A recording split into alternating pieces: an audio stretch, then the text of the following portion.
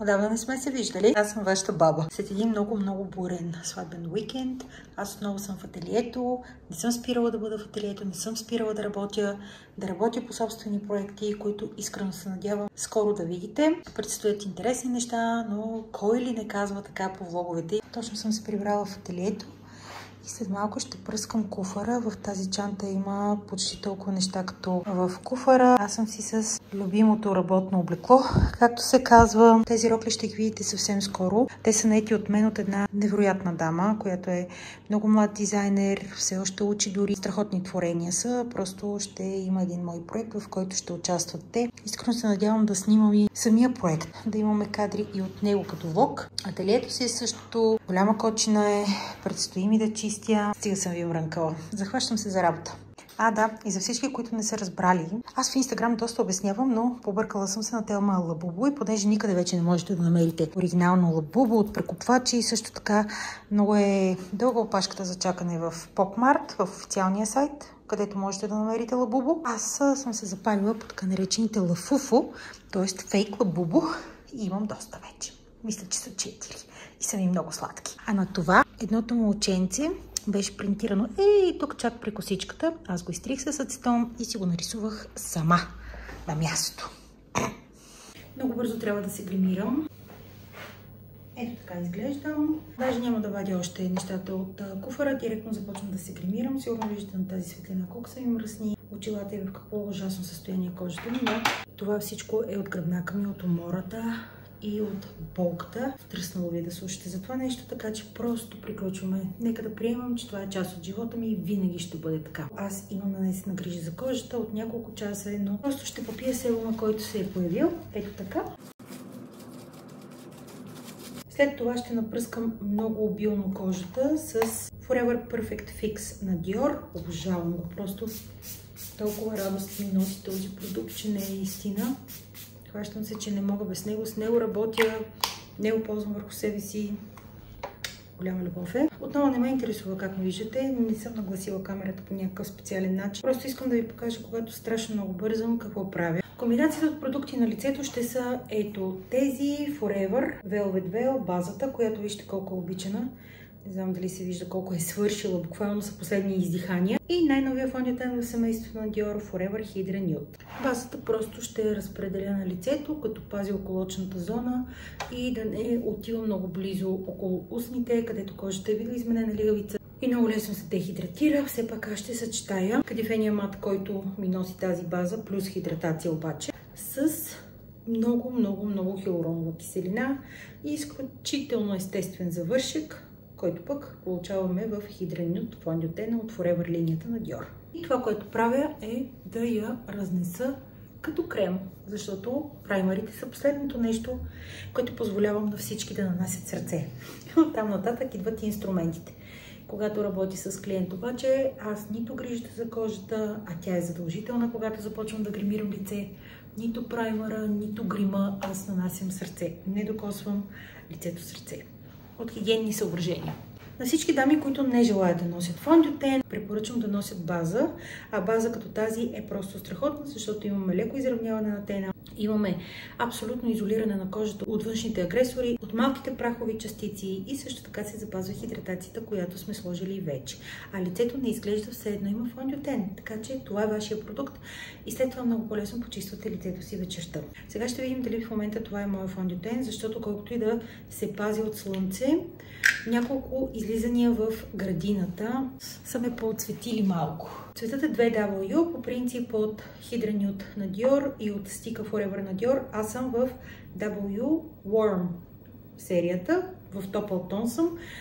Това означава, че има малко повече златно-жълто в фондиотените. Сложих си очилата, за да ви кажа, че ще използвам и четка 15 на Dior.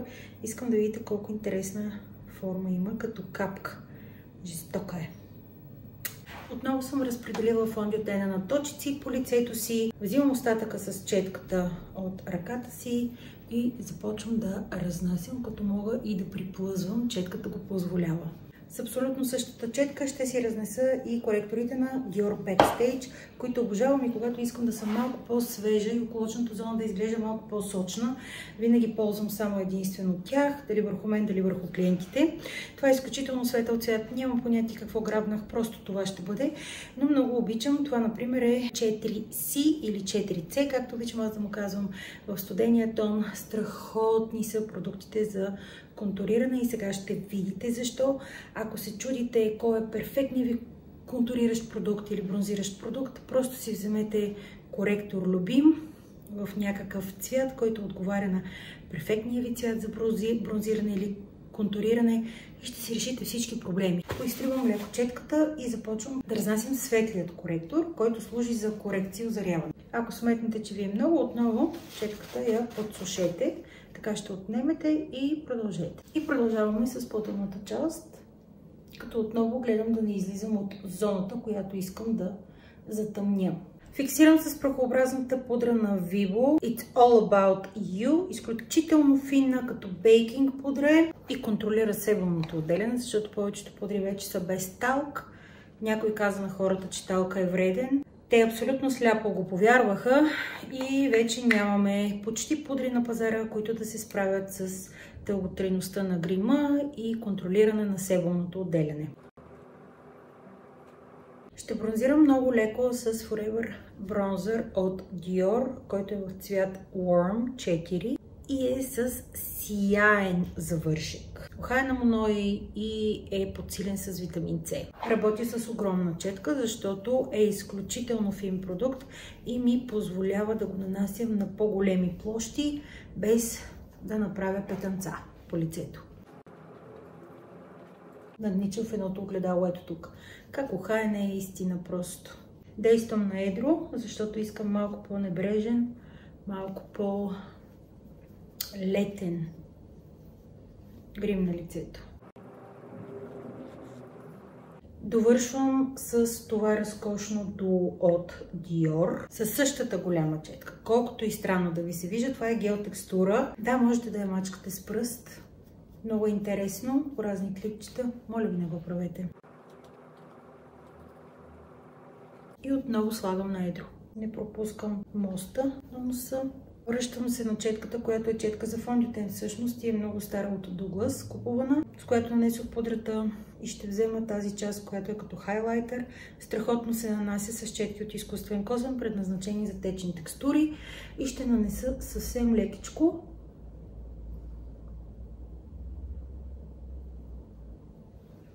Виждате ли? Аз съм усмихнат човек и съветвам всички да правите като мен, да подкрепяте структурата на лицето си, а не да нанасяте безразборно хайлайтер там, където някой човек с различно от вашето лице ви учи.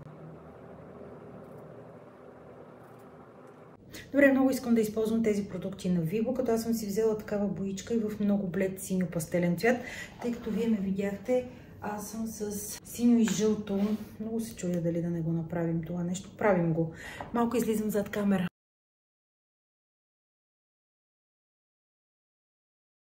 Здравейте, хора! Здравейте, хора!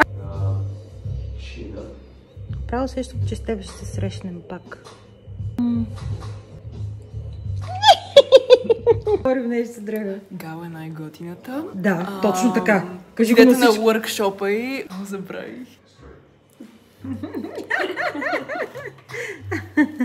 Днес гръбнака е много зле, но вие това ще го чувате. Даже съм помолила, след като си свършиш часовете за грим, в ранния след обяд Орхан да дойде с колега, за да може заедно с моята кола да се придвижим до вкъщи. След това той с своя колега да се върне на работа. Малко успокояващите не помагат за сега и болката е по-сериозна, но те и килограмите са повече. Нали? Това всичките го знаем и основният проблем идва оттам, но това, което направих е, че онзи ден с моя син сваляхме пердетата вкъщи, всички пердета вкъщи са blackout, някои от тях са по 3,30, т.е. тежки пердета са. Детето ги сваля, детето се катери, маха ги от корнизите, слага ги, но аз ги правях, чистихме тераси с него, аз също, чистихме къщата до някъде, мъкна голяма прахосмокачка по стълбището, защото просто се чувствах добре.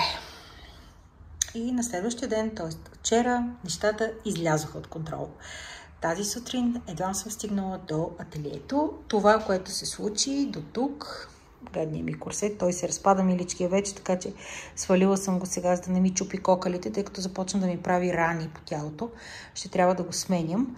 Но днес, рано сутринта, се срещнах с моя хазяин, който е един невероятен човек на 40 наборе, значи на 85 години. Страхотен човек, изключително енергичен, който толкова ме радва всеки път, когато се чуем с него по телефона или когато се видим, че няма на къде. Просто ме зарежда и страшно много ми напомня за моите баба и дядо, които са на същата възраст. Да не се разчувстваме сега. От Dior ми пратиха страшно много продукти, които да попълнят липсващите ми продукти за работилницата. Знаете, че ние на работилниците работим основно с Dior. Но аз днес, тъй като сама излязох от вкъщи, нямаше как да донеса голямата пратка насам. Затова съм си взела само нещо, с което искам веднага да работя днес и да си попълня любимия крем, който, знаете, има невероятно обновяващо, подмладяващо действие и действа на много сериозни нива по много начини. Цялата Capture серия ми е много любима и е основното нещо, което ползвам за лицето си. Пихме кафе, Чичо Жоро го пие късичко, хапна бомбонче, защото каза, че няма да слага захар в кафето. Аз си изпрах вкъщи тази подложка, която ми е като екстра, ако ми се напълни ето там онази поставка, сушилник за чини, как се води. Си мислех, че имам и още четки за почистване, но всъщност нямам. Тук са ми чистите четки, просто ще трябва да ги разпръсна, за да мога по-лесно да ги намирам. Аз ги аранжирам ето тук на тази стойчица от Ikea. Съм ги аранжирала по вид. Сега не са така, но ще бъдат така. Ще ги аранжирам по вид. Блендинг четки, четки за специални ефекти, плоски четки, четки за пудри, четки за фондютени и още кремообразни текстури, за да може да ми е по-лесно, разбира се, да работя с тях. И след всичките сватби и бесни уикенди, които изкарах до тук, оправих всичко от куфара, но остана да оправя и един несесер с продукти за устни. Трябва да презаредя контейнерите с мицеларна вода и дезинфектант, които да влязат отново в куфара и там да си чакат. И естествено имам да презареждам някои неща, но това ще стане малко по-късно или няма да стане днес. Просто защото не се чувствам изобщо добре, а клиентите са ми с предимство, нали? Да, така че първо тях ще оправим, после ще оправяме Галка и нейните механични дефицити. Не знам дали съм ви показвала тук до този страхотен принт на Йохана. Е и тази страхотна рисунка на Дана с едни животински черепи. Страшно много ми харесва. От предишния влог в Трявна трябва да сте видели за кратко витрината на едно магазинче с едни джудженци, с едни ябълки. Аз си купих огризката. Не знам защо не си взех всички ябълки. Цяла ябълка, нахапана ябълка и изядена ябълка. Бяха на една поставка, но можеха да се вземат отделно. Най-много ме впечатли ето тази огризка. Просто е жестока. Авторът на произведението е дама. За съжаление не запомних името. Тя не беше тогава в занаятчийското дюкянче, магазинче. Последно, да ви се оплача. Това може би сте го виждали и в друго видео. Може би не сте го виждали, защото все пак аз много рядко снимам напоследък. Но ето тук, виждате ли отзад, просто нещо се случи на машината. Тя избухна. И тук всичко беше в кафе, но стената отзад много пострада и се оказа, че за съжаление този латекс, който сме ползвали ние, защото аз пребоядисах, не се мие. Просто се отнема се. Ето тук съм пробвала да изтрия едно петънце, но се отнема и се показва долната част на стената. Така че просто ще трябва, слава богу, кафето беше просто кафе, т.е. не нещо мазно. Така че ще трябва просто да теглим една боя тук, но най-вероятно ще бъде на-есен, просто защото до тогава няма да смогнем. Но иначе като говорим за мазни петна, не знам дали виждате, ето тук имаше един диспенсер от тези ароматизаторите с пръчки в бурканче. Пръчките, те са маслени тези течности вътре. Пръчките бяха докоснали стената и се появи мазно петно, което, за съжаление, няма да успее да се скрие въобще. Трябва да видя дали има някаква техника с обезмаслител. Мия чашките на Чичо Жоро, допивам си кафенцето и започвам да чиста четки, защото... Добре де! Може би първо ще изчиста четките, защото след малко започвам. Също не съм сигурна как се виждам, дали добре се виждам и дали добре изглеждам. Това няма никакво значение. Това, което направих е просто върху грижата за кожата на лицето си. Днес поставих от Studio Fix пудрата на MAC, която всъщност е прахообразен, компактен фондютен, тъй като е финишинг пудра, изключително покривна и финна. Наскоро беше реформулирана тази пудра. Имате си отдолу секция за гъбичка, с която можете да нанасите пудрата в плътен слой. Аз гъбичките почти не ги използвам, основно хигиена е причината. Вие си я ползвайте, но моля ви се, перете си гъбичката регулярно.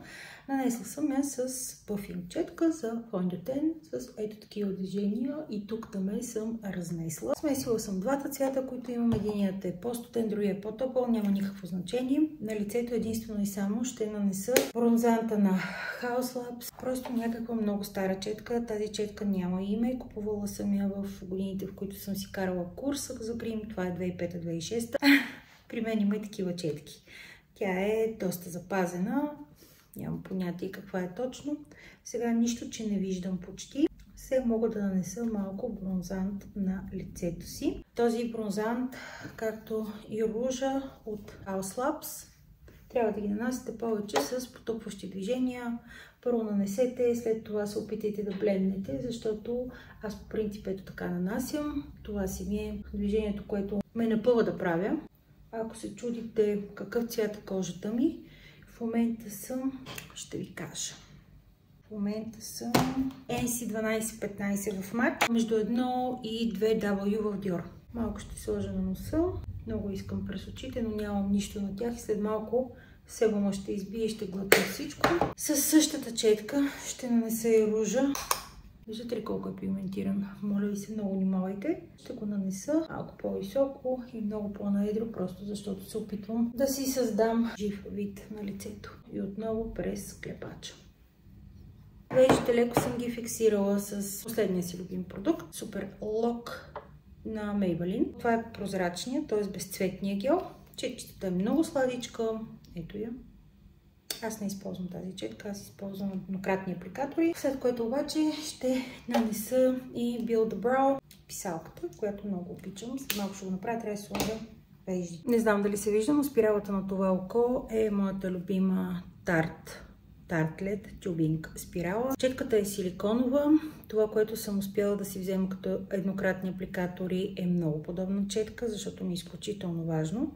И тук съм нанесла. Сега ще ви покажа как нанасям и на другото око. Ето така, взимам си, затварям спиралата и нанасям с четката на миглите. И ако видите някой да ви казва, че грима му без грим е, моля ви за устни, спирала, руш и така нататък, това не е грим без грим. Той по принцип се постига доста бавно, доста трудно. Слагам ги, защото ще ми трябва да си нанеса веждите. Сувам косъмчета. Напоследък правих едни грим визии, които снимах. Много ме питахте как съм направила луничките по лицата на дамите. Правя ги с няколко цвята от Build the Brow на Maybelline. Страхотен продукт, много хубав, много прецизен, много лесно се нанася в същото време. Самата писалка е леко прозрачна, не е толкова плътна. След като спряха тази на MAC Shape and Shade, не знам какво правят MAC в момента, така са се разбързали на някъде, навсякъде. И аз много се радвам за което, но има разни продукти, които смятам, че са гениални. Просто не знам защо се появиха и изчезнаха толкова бързо. Нещо такова аз нямам много да се престаравам.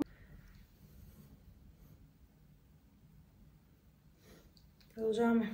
Въпреки болката, голям зор да се гримирам, нали? Що не си почивам. С всичко е така. Изобщо няма никакво значение дали се гримирам, дали си мия чашите, дали ходя до тоалетна, дали клякам да вдигна салфетка, да си вържа обувките. Истината е, че голяма част от обувките ми нямат вече връзки поради тази причина. Това е стик на Seventeen с SPF. Беше към една колекция, пролетна мисля, че. Искрено се надявам още да ги има, защото са доста удобни тези стикове и са много интересни. Гледам в екрана вместо в камерата на телефона. Знаете, че с телефон снимам. Блясък е леко глитарен, което не е лошо, стига да харесвате такъв вид. Аз го харесвам и върху червило, между другото. И ще използвам ето този YSL глос. Едни от последните глосове на YSL. С много грижа и доста плъмп ефект. Аз не го смятам за доста, но много хора така казват. Ще го нанеса щедро. Ще тушира малко бляска. Имайте предвид, че глосовете на YSL имат и работа с pH-тони, т.е. ако сложите по-прозрачен глас или пък пробвате небезизвестния лавандулов цвят, устните със сигурност ще се зачервят. Остана да си изтрия петънцата от спирала. Ще фиксирам лицето, за да не мръдне пудрата бързо. Любимия Dior. Винаги имам по два, просто защото единия стои в ателието, а другия ползвам или за вкъщи, или го мъкна с куфара. В момента такъв е периода, че съм нон-стоп по сватби, което е просто страхотно и изключително компактен и удобен. Уха е безумно, върши брутална работа, има хидратиращи, възстановяващи, умекотяващи свойства, жесток продукт, жесток. Съвсем скоро ще видите и двете нови опаковки. Dior много ме глезят, аз също си купувам. Не мога да пусна мисълта в главата си, че мога да остана без този продукт, наред с всичките 20 фиксиращи и сетинг спрея, които имам. Не знам защо си мисля, че в друго видео съм ви показвала турски аналог на нашия мишмаш, а именно менемен. Често правим тази манча вкъщи. Задушила съм лук и 2 вида чушка, а сега ще сложим много чесън. После ще добавя домат, който ще оставя да поизври, а накрая ще чукна яйчица на гнезда. Карамелизирам зеленчуците на дъното на тигана, а яйцата обичам да са рохки. Ами явно този влог ще бъде основно от ателието. Аз отново съм тук. Денята неделя имам грим работилница. Орхан си тръгна преди малко, защото той ми качи ето този тежък кашон, един стек с вода, нещо за хапване, което ще имаме с дамите. И аз сега леко ще ви завъртя. Виждате, започвам да подготвям, да почиствам. Трябва да подредим всички новости от Dior, които са ето в този кашон и които са просто един път. Затова останете с мен. Много близо до мен на пазара Димитър Петков имам турския магазин Ашколсун. Има го на още едно място в локалното на Люлин. Мисля, че на Царица Йоана, не знам. Но тези късички слипи, когато има за лице, взимам за лице за ателието, защото се оказа, че майките, които идват на моите грим работилници, страшно много харесват тези слипи. Турски са и си ги купуват от Одрин или ако някой пътуват от Турция си ги купуват. Не ги намирали били в България, но вече знаете къде да ги намерят. А отскоро слипи имат и подобни на Бинго, подобни. Сещате ли са такива за дома, за почистване, като аз имам и тези, които са специално за метални и стъклени повърхности. Страшно много ми харесват. Чистят по невероятен начин. Дори някой път няма нужда да полирате след тях с суха кърпа или суха хартия и така.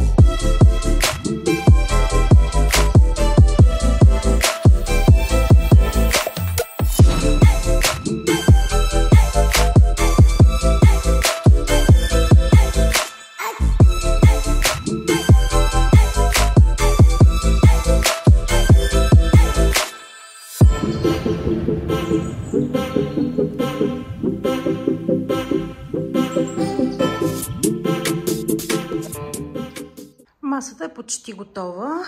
Не съм подредила само почистващите продукти на Dior. Тук имаме един страхотен успокояващ двуфазен продукт, който сваля с поглед грим от очи и от устни, дори такъв много устойчив. И нещо, което всеки път впечатлява страшно много дамите и не знам защо не се говори повече за него. Това е млякото, което само напомня тоалетните млека. като рутина от миналото, но всъщност е мицеларно мляко, което толкова добре сваля грима, без отмиване. Брутален продукт. И когато видя дама с чувствителна кожа, или пък с много суха кожа, или с прекалено зрела кожа, това е нещото, което карам тя да ползва, за да си почисти лицето преди да започнем. Наредила съм двете станцийки с еднократни неща, като апликатори за спирала, апликатори за гланц, балсам, памучета, сухи, мокри кърпички, клечици за уши. Винаги си имаме две станцийки, за да може да има за всяка дама. Остана да подредя кошченца за буклук, които са ни сладки като къщички, и четки, разбира се, които ще им селектирам специално. И в момента, в който се подготвя с масата, започвам с продуктите, тъй като, както ви казах, в ето тези всички там органайзери стоят продукти, някои от които обаче трябва да се подменят, други изобщо трябва да излязат от там, защото са предишни версии на нови продукти. И да, и остана да подготвя и подаръчетата, които по принцип стоят ето тук. Нали, знаете, на тази засечка на стената.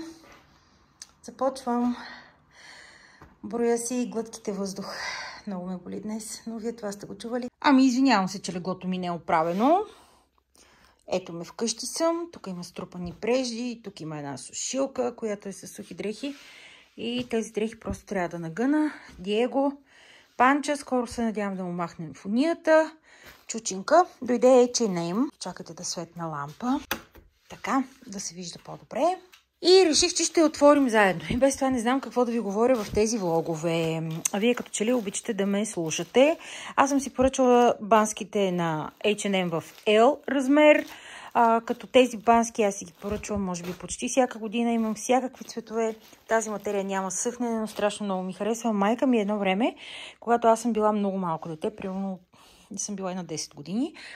Майка ми имаше такъв бански, доколкото си спомням, беше жълт. Беше голяма любов този бански. Правеше едни дълги крака. Сега краката ми са всичко друго, но не и дълги. Но да, този бански ще остане. Аз винаги проверявам нещата. Имам едни други неща да връщам към H&M. Така че, каквото има за връщане, ще го върна заедно с дрехите във физически магазин. Хайде да отворим другите работи. О, това е страхотно. Това е една рокля тениска. Мисля, че трябва да е в тъмно кафяв цвят, но може би е свършил тъмно кафевия цвят и съм си взела в черно. Хич не обичам черно, почти не нося черно. Тя е с абсолютно прав силует. На мен ще ми дойде под коляното, защото аз съм 1,60 м. Като височина точно, така че тази тениска тънка материя е. Един път си бях поръчала едни тениски, така по-квадратни, по-оверсайз модел. Дойдоха, моля ви се, абсолютно дебели. Почти хавлиени бяха от вътрешната страна. Така че, да, аз просто си ги носех в по-студено време, но когато поръчвате, често казвам, никога не знаете точно колко плътна ще е материята, която ще дойде. Така че тази тениска остава.